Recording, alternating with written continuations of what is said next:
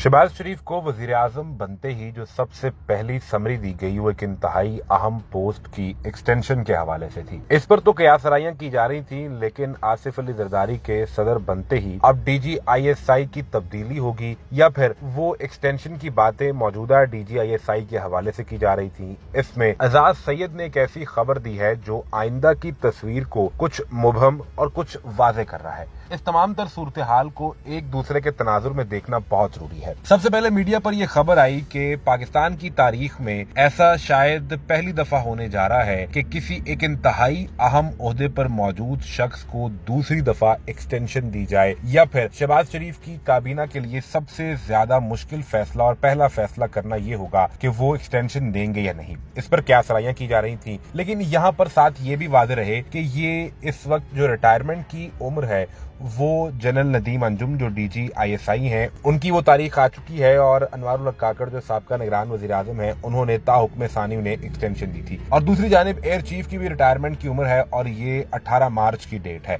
तो क्या ये उनकी पोस्टिंग और उस पर एक्सटेंशन की बातें की जा रही थी। खैर, ये सारी चहमगोइयां चल रही थी कि इतने में एजाज सैयद ने यह खबर दी कि मौजूदा DGISI जो ताहुक्म सानी काम कर रहे हैं उन्हें मुमकिना तौर पर अमरीका में पाकिस्तान का सफीर तैनात किया जा सकता है। इससे ये तो वाज़ेह हो गया कि जो एक्सटेंशन की बातें थी, जो अहम पोस्टिंग की बातें की जा रही थी, वो मौजूदा DGISI के हवाले से नहीं थी। एजाज सैयद ये कहते हैं कि DGISI lieutenant general Nadeem Anjum को अमरीका में पाकिस्तान का सफीर तैनात करने के हवाले से उनके जराए और खबर के हल्के ये कहते हैं कि वो हॉट फेवरेट है। अब अमरीका में बड़ी तब्दीली आएगी। इससे पहले अमरीका में पाकिस्तान के सफीर असद मजीद भी रहे हैं, जहां से साइफर का मामला शुरू हुआ था, और इस सारे पर आकर मौजूदा DGISI को फिर प्रेस कॉन्फ्रेंस भी करना पड़ी थी। और ये भी पाकिस्तान की तारीख में पहली दफा हुआ था कि DGISI खुद आकर मीडिया पर प्रेस कॉन्फ्रेंस करें और इदारे के ऊपर, एस्टेब्लिशमेंट के ऊपर जो इल्जामात लगाए जा रहे थे इमरान खान और PTI की जानिब से,